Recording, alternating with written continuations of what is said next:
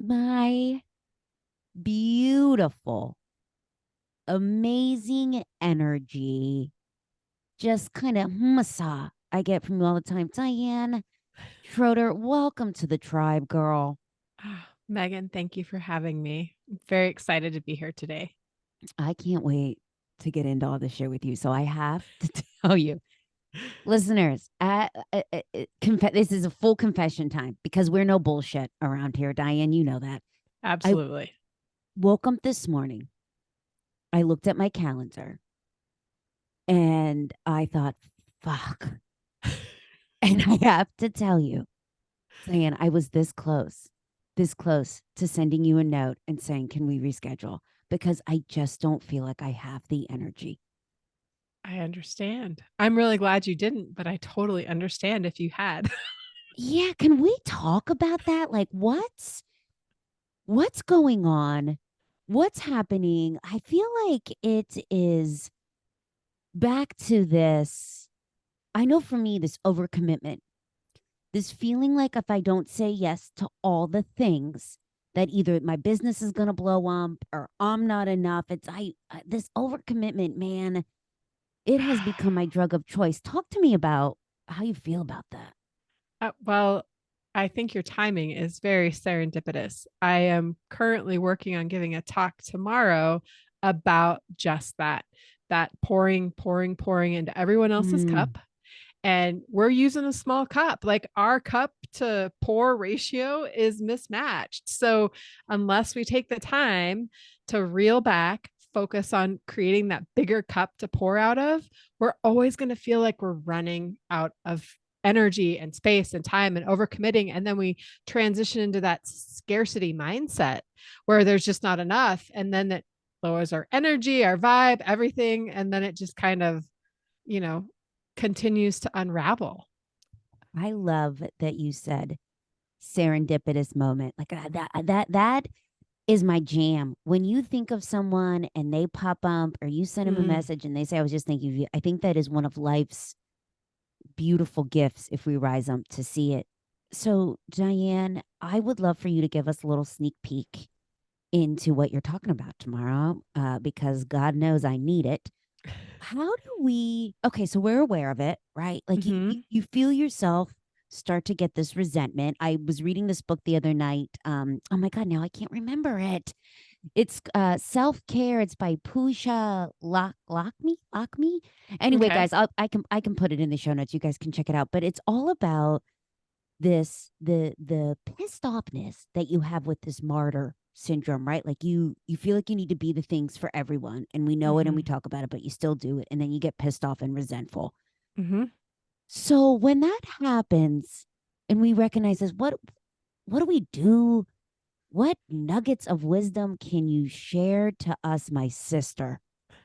Well, I think the first thing is recognizing it, like you said. So if you're tired and cranky and irritable and you just don't really recognize yourself, and what once brought you joy is now kind of like ugh, this is no longer fun. That's like the world, the universe saying, all right, girl, time to pause and listen Mm, and take a deep breath.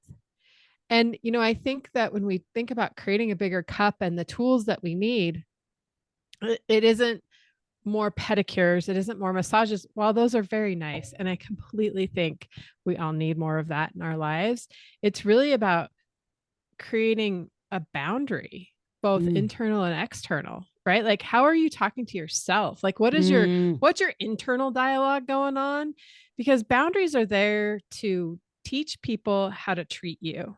And if your internal boundaries are a mess, then how can you expect to teach other people how to treat you when you're not even sure how to treat you? Oh God, girl, you are. What are we?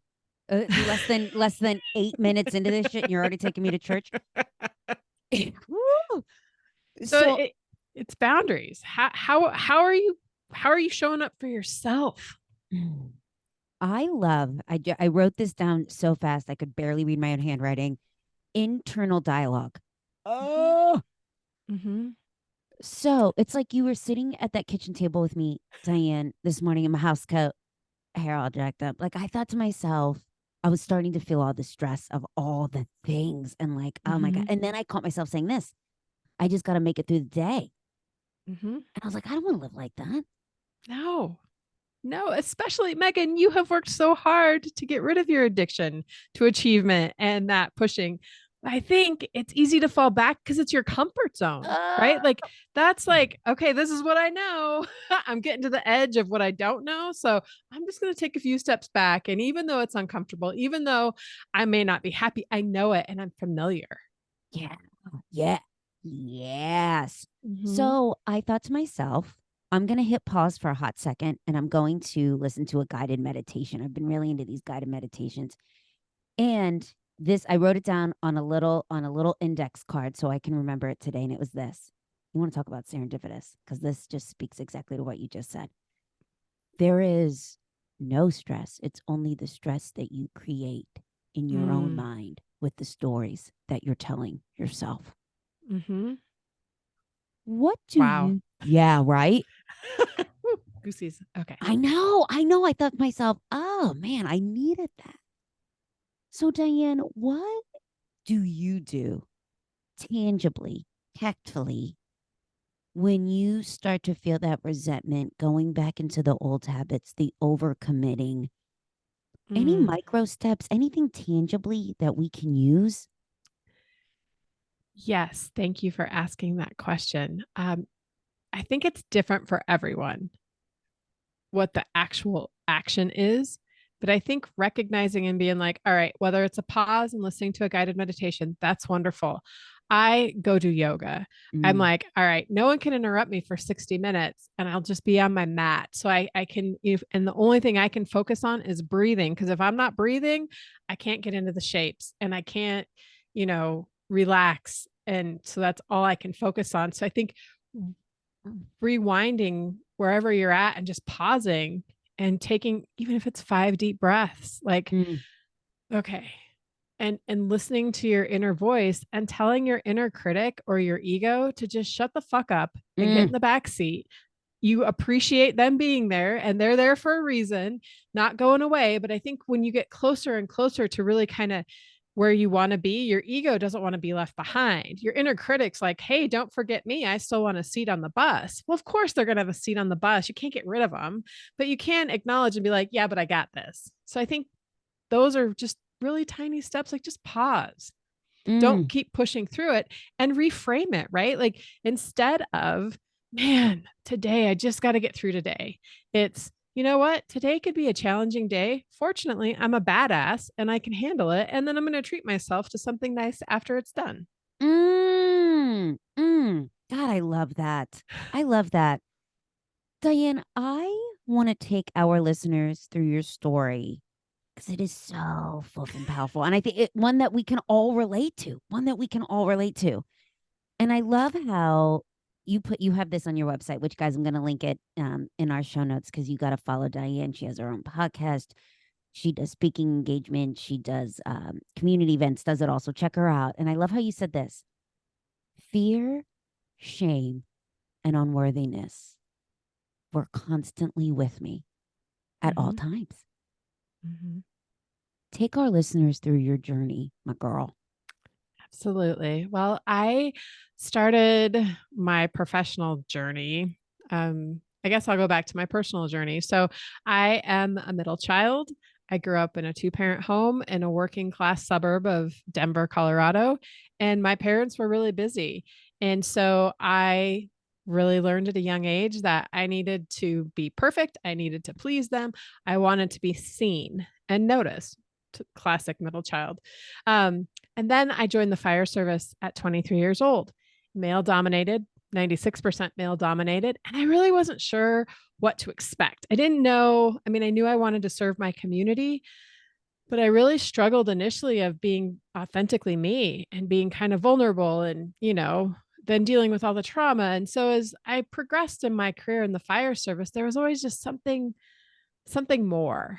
And I was always afraid of failure. And I was afraid of like if I screwed up. And then when I did screw up, I carried that with me too. I was like, all right, just have a front seat, in the car with me or on the bus as we're going along life. And then I continued to have a very successful career. professionally. My personal life was a shit show for most of Mm, my adult life. Like I couldn't get it right, but I thought that if I was good in one area of my life, it was okay. Like that was good enough. I was accepting of that. Like I was a successful in the fire service. So if my personal life was a mess, then whatever. That changed when I became a mom. And I found myself in a really toxic relationship. It was not healthy. It was not healthy for me or my son. And everything fell apart. My personal life, turns out personal and professional are attached to each other. And so it all fell apart. And it put me, like I like to say, in the crawl space of rock bottom. I was not in a good place and something had to change. And I say that I used authenticity as the mm, glue to put myself back together.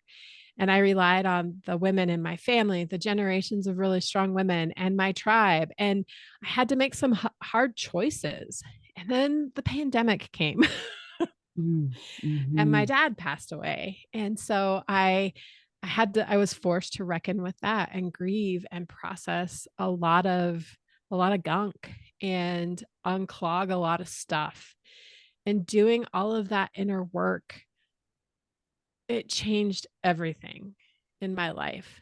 And I realized that I had to take care of myself, that this trying to impress everyone else, trying to please other people, being afraid of disappointment, but really I was afraid of being alone. And a mm, lot of my anger was grief. And so really just sorting out my feelings and I had to stop accepting breadcrumbs and I mm, had to stop settling and really start living life on my terms. So I made some pretty significant changes.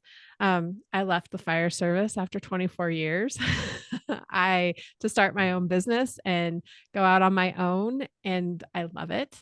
mm. I found, after doing all the work and becoming really secure with who I was and the person that I am, I met the love of my life a Mm, couple years ago. mm, And I've been able to really focus on my son and helping him, just grow into a great adult. That's my goal. And that's, I guess, a snapshot of my journey and where I've been. And what I've realized through all of it is that, yes, I want to serve and help people, and where I want to help them and where my gifts come in is helping them take care of themselves and mm. how to prioritize themselves and build that capacity in their lives.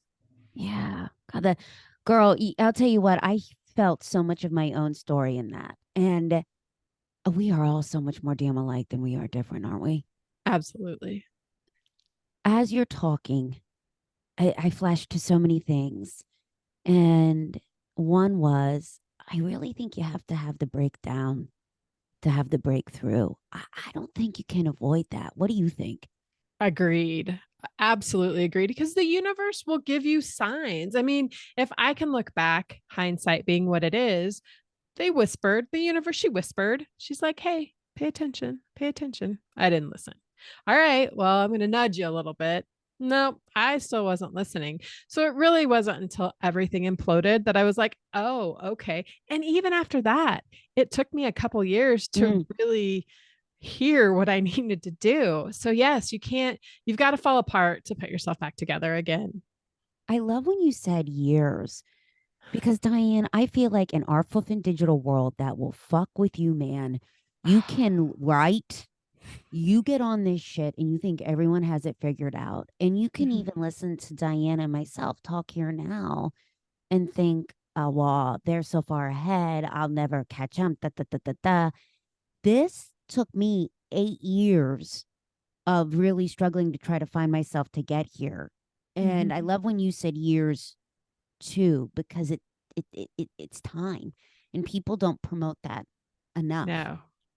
It's the 10-year overnight sensation. Yeah. It's I mean, you don't see, like, how many times do you see a cocoon, right? Like how many times are you like, "Oh, there's a bunch of butterfly." No, you see the butterfly and you don't see the transformation unless, you're part of the tribe and you've been with that person forever. But what I've also learned is that your tribe changes as you change and grow, so do your people.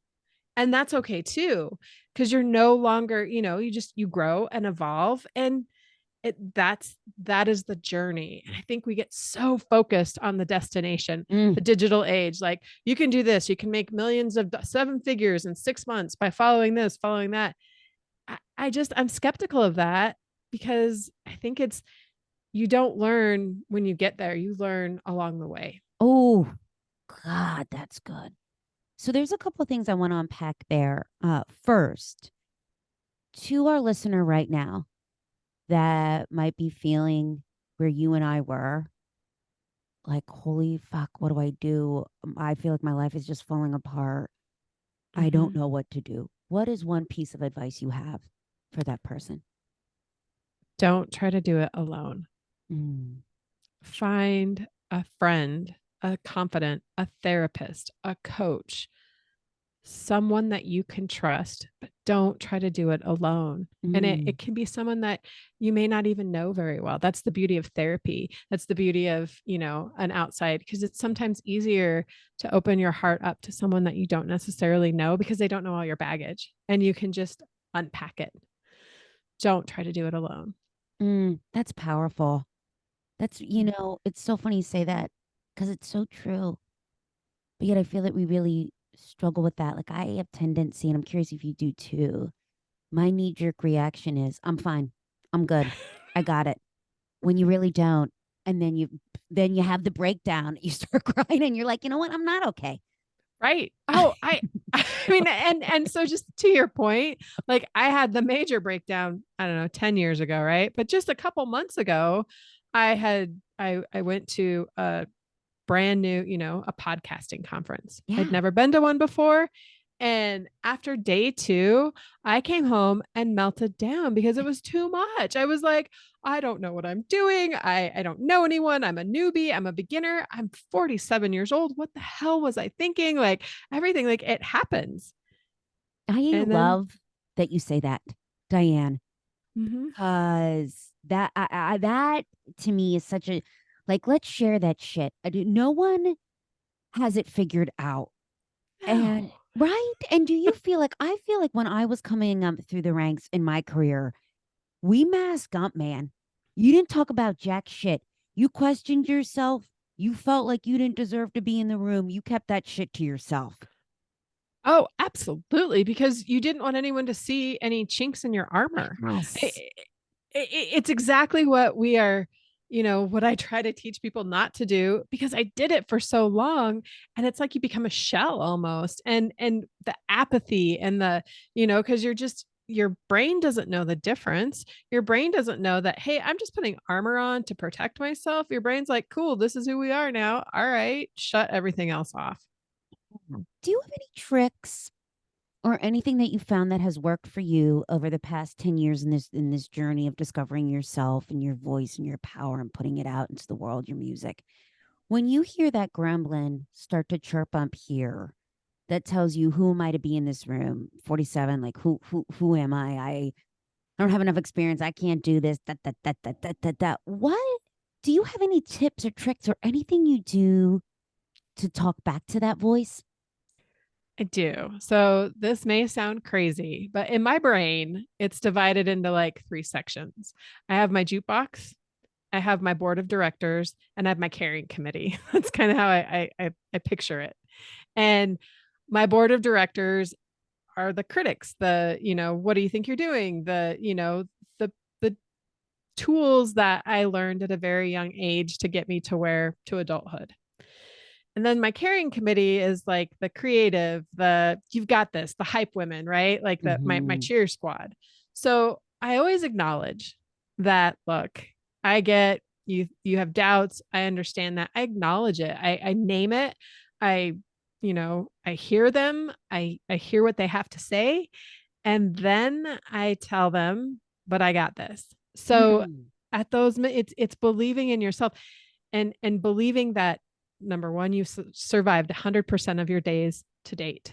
That's a really good record. And if you fail, it's okay. You'll learn from it and you'll move on. And you've got to continue to work through that middle messy part, because you can't go around it. And unless you acknowledge where you're at, you'll always try to avoid it. God, that's good. That's good. I want to go back to what you were talking about with your tribes and them changing Hmm. because there was this really big mental fuckery piece that came in my journey. And I'm curious if you found this too. As you start to evolve and change and put your music out into the world and whatever that looks like, you think that people are going to be cheering for you the entire way. And you think your tribe is going to be front row with the lighters. And the Hmm. people that you thought would support you, I saw this, weren't. And Hmm. it can feel lonely and you can question yourself. Did you find that? I live it every day almost. I'm Tell still me in more. it. Tell me more. Tell me more. It's it's I think it goes back to really understanding your value. And Mm, it's the difference between trying to fit in and adding value. And when I decided to embark on the entrepreneurial journey, it was like, oh my God, are you crazy? You're giving up X, Y, and Z. You're giving up, a pension, your paycheck, and all these things.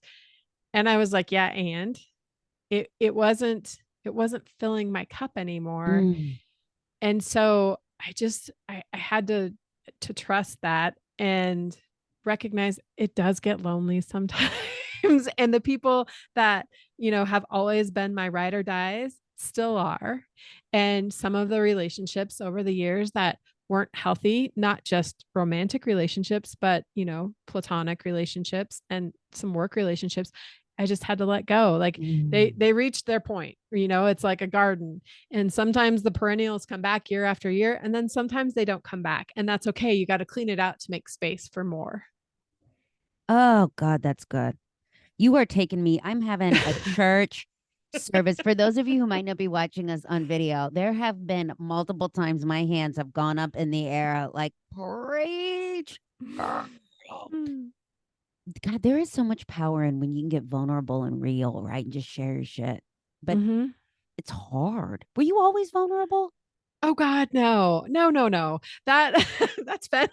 I laugh at that because one of the values of my family growing up was sarcasm, and that's how we spoke to each other. That is how handled everything. It was passive aggressive and sarcastic. And that was a tool that got me pretty far in life, Mm, and it really helped in my fire service career initially because I can be funny and kind of mean and very self-deprecating, but none of that was genuine and authentic to who I am. It was a mask. And like you said earlier, we mask up when we get in those situations.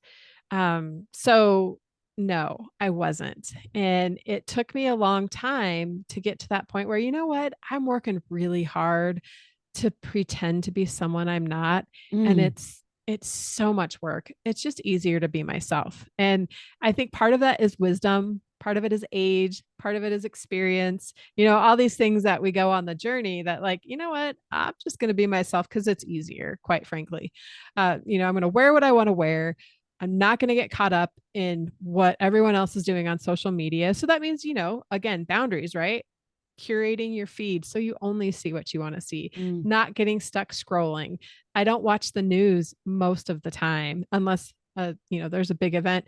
I try to clear my world around me from stuff that is going to poke in and be like, you're not good enough, or Yeah. nope, you can't be authentic because that's not what the world needs. Do you have any other? God, there's so many questions that I want to ask you. But the first thing is, because this is something I'm really, really struggling with. And I'm curious your take on it. The phone. Ugh. Michael says to me time and time again, and God bless this man, where are you? So for dinner, if we're both home and I'm sitting across from him, which is supposed to be our sacred space, it's the man I love and waited so damn long to find. Mhm. I'll be thinking all these things like there's 75 tabs open, and then I'll say, just 1 second, let me send this, let me just do this. And I don't give him the time that he deserves. And I feel like it's sucking who I am out because I always feel that I'm connected to it. What tools do you use? Whether that be the do not disturb or putting it in a drawer, or doing the thing, like what do you use that you find works for you to put those bumper lanes in place with your phone? Sure. I don't have any notifications on my phone except for Mhm. text message. Mhm. So I turned off all the notifications. I only check my social media in the morning and at night, Mm. as part of my, part of my same, it's the same time I check my email. So I just go, it's a routine. I check it, I reply to what I reply to, and then it's do not disturb. When I do focused work, it's, earbuds in, focused music on, phone on do not disturb. And the only people that can get through the do not disturb are my son and my partner. And then we have a mandatory no phones at dinner and no phones for family time. And then, my son, we have our phones plugged in at night to charge, but they go on do not disturb. So we've really just tried to do that so that we're not always attached to it. Yeah. Yeah, I love that's great advice. I love the do not disturb, and I love the Mm-hmm. focus rack. I also love the social media and morning and night. That's something. And girl, you can follow up with me and hold me accountable to that. I love that. I had a friend tell me once, you should look at your social media like it's a job, like you're working. Mm-hmm. And I thought, oh, that's good. So Mm-hmm. I like when you said that you check it with your email. I check it with my email, and then it goes in the drawer, and then I do my shit. Um, I want to talk to you about. This was a hard question for me, and I find that it's one that we're never really taught to ask ourselves, especially as women. The what do Ooh. I want?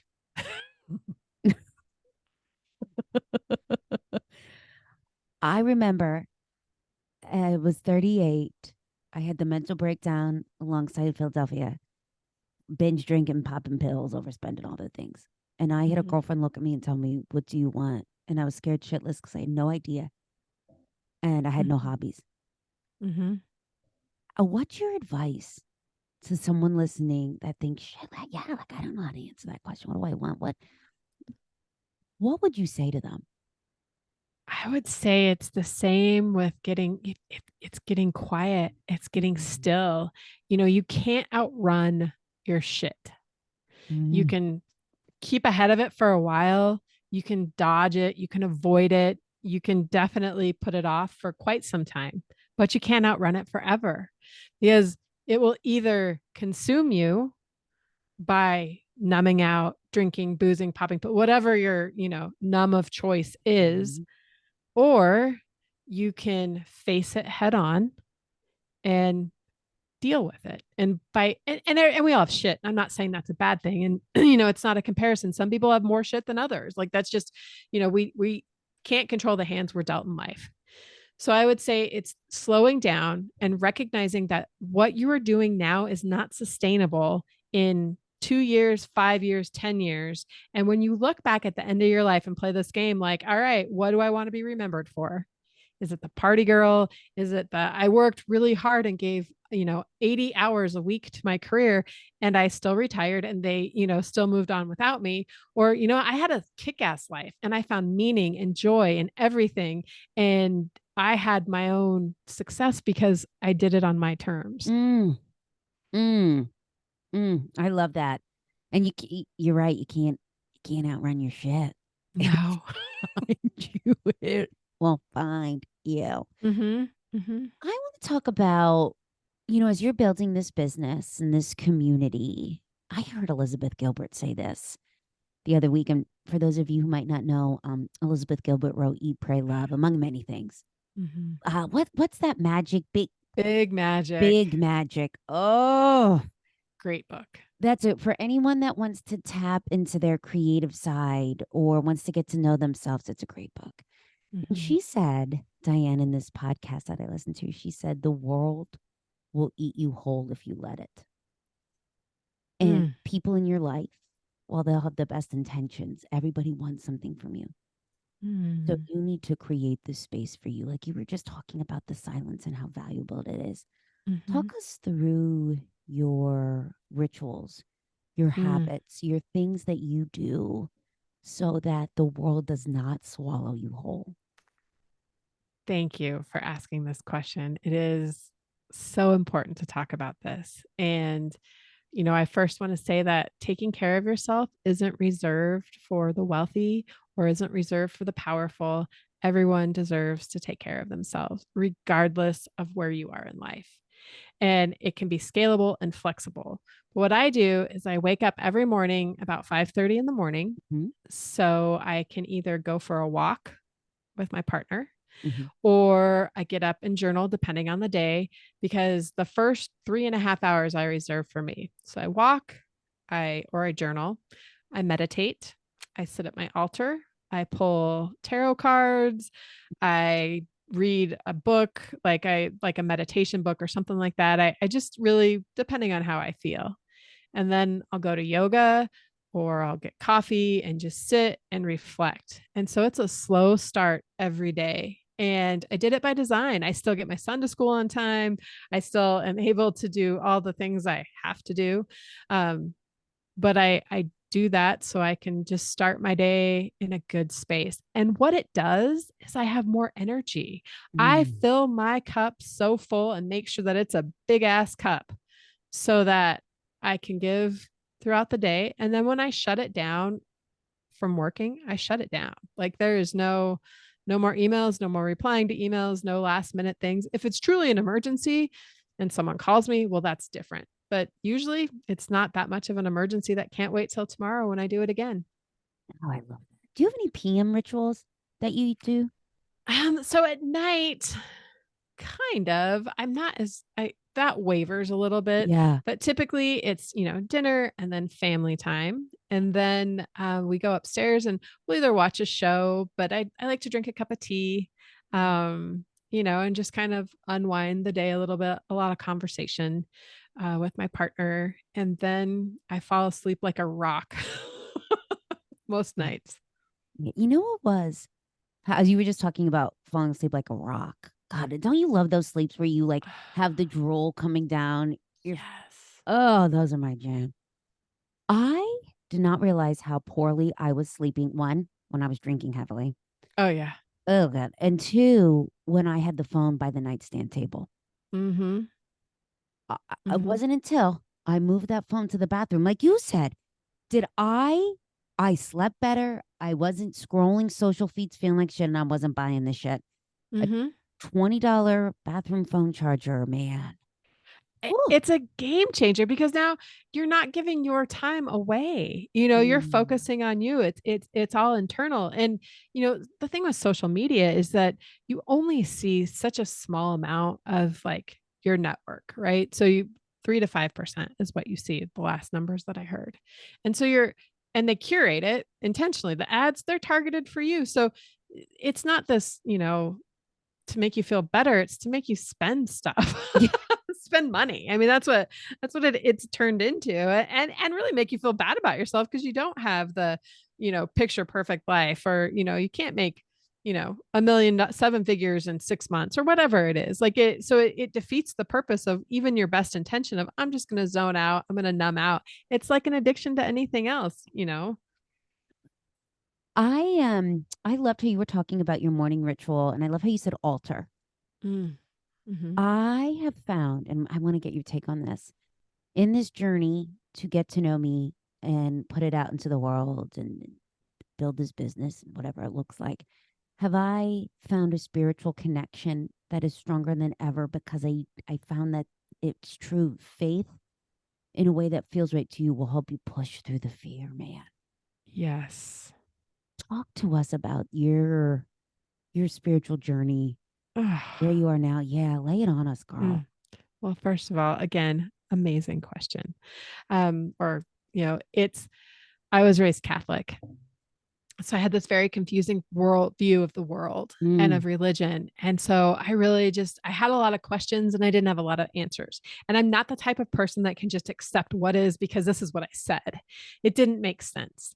And it's funny because I went to Catholic school for the first few years. And every time we had religion, I would say I was sick and needed to go lay down in the nurse's office because I was just tired of being fed to me it didn't align with me. mm. And so I think, as we grow up and as the world has changed and we're kind of not in this god-fearing religion, I found a much stronger connection with the universe, with meditating, with the strong lineage of the women in my family, of this, this greater, leaning into faith. And obviously with some mentors and guides, learning about that, just how important it is to have faith, and not Mm, faith that, there's this all powerful. I don't believe that there's this all powerful God. I believe that there is definitely a higher power. And when I think of synchronicity and I think of, some of the darkest moments, the universe always gives me exactly what I need, mm, even when I don't want it, even when I'm like, I'm not ready for it, or yeah. really, again, I have to deal with more shit.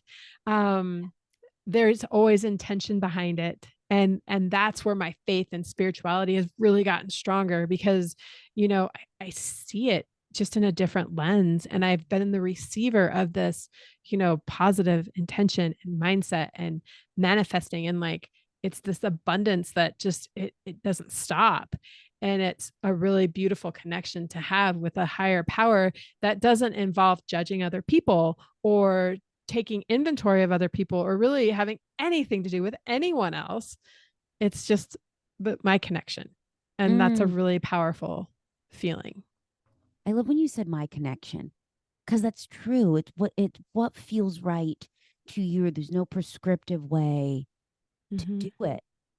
I Mm-hmm. love that. You know, I never even realized that, Diane, you are so much more self-aware than I am at certain times, girl. I love how you just talked about your whole journey with growing up in school. And I went to church with my grandmother, and she was so strict and rigid. Yes. Oh my God. And Mm-hmm. you like couldn't, I had to sit there, I had to look the way, I had to put the little gloves on. You ever have to do that as a kid? Put the gloves on and sit there, the white glove. Uh-huh. I Front row. front Front row. We were row. always in the front row. It was awful. And you couldn't talk. I couldn't, I was Oh. like, oh my God.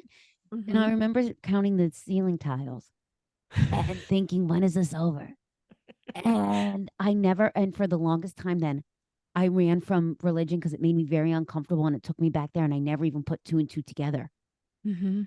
Mm-hmm. Yeah. Oh, that's great. What's your advice for our listener who might be where we were with this, the cup, the drawer, whatever word you want to use, being Mm-hmm. empty in spirituality? How do they find what feels right to them? Any advice on how to start to fill that? I think it's exploring and being Mm, curious. Just be curious. If it's the type of structure that you need, and you need to go to a building every Sunday, if you need that, cool. Check out different denominations, check out different philosophies and religion. It's so vast. Just get curious and what feels good to you. If it's, a space that everyone should be welcome, and you don't want that constraint, I yeah. guess, then that's okay too. You can still have that connection. Go to nature, go for a hike. There's this beautiful thing called forest bathing, where you just go sit in nature and you get really still and you listen to all the sounds around you. Mm, And you can be curious as to, just looking around you and just opening your mind and allowing the alignment to come to you, I think, is how I would start if I could go back over and do it again, and turning off the noise, right? Because some people are going to judge you, right? Like, oh God, tarot cards or angel cards or an yeah. altar. Are you kidding me? Like, this is crazy, or magic, whatever it is none of their business.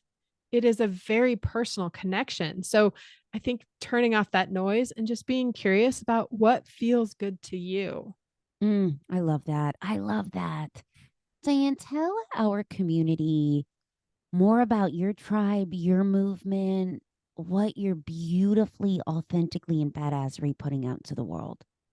Well, thank you, Megan. I have a podcast called The Fire Inside Her, and it is weekly stories of the journey to authenticity. And women like yourself share the road, the journey, because it's all about the journey of uncovering who you are and being your authentic self. And I think I love hearing stories every week because, like you said earlier, we're all more alike than we are different. Mm, and to hear these stories, there's common threads that come through. So I love my weekly podcast. And then I am getting ready to launch in January a coaching program Mhm. to help women create that self-care strategy and just, simple actionable steps that don't require a ton of time to create that capacity in your life. And I also have a community that is in the growing stage to launch later in 2024 as well. And the best way to stay in touch with me really is I have weekly emails that I send out, weekly wisdom of random, thoughts going on. And I have some free resources on my website that people can go to, whether it's a guided meditation on understanding your value and kind of how to kickstart that. And then I also have a workbook that can help work through what you have a vision for yourself to just give you some clarity on where you want to start. Oh, I love that. Oh, I love that. I read the other day, and this will resonate with you. Life is constantly teaching you lessons. This was at my altar. Life is constantly teaching you lessons. It's when you look for those lessons and you have that be part of your music and you put it out into the world in a way that feels right to you. You will be Mhm. rewarded in ways you couldn't even imagine. Mm, And my that friend, I thank you. beautiful. Thank you for doing the shit, for going through it, for finding your lessons, and for putting them out into the world because we need to hear them. Thank you. And guys, I'm going to link Diane's website. That's where you can find everything in the show notes. So go stay connected with her. Above all else, you are a beautiful, authentic human. Oh, well, Megan, thank you. And likewise, the reciprocation, the love I have for you and what you're doing in the world is just it's powerful and you are making a difference. And don't ever forget that. Mm. Here's to hype women, man. What a gift they are. I love to be yours. Likewise, sister.